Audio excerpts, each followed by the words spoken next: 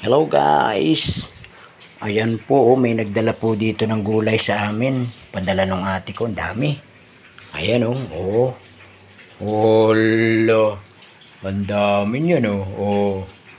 May sitaw, may kalabasa, may sayote, may carrots, may pipino,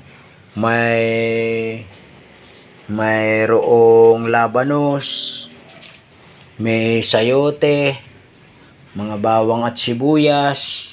Ayun, kamote yata yun. Kamote, may repolyo. Oo, may mga bawang at sibuyas dito. Yan, patatas. Ay, kay bebe. Puro kay bebe. Pipino. Ayan, may mga pagkain pa oh. Hindi ko alam kung ano to. 3 balot are. Hindi ko alam kung ano yun.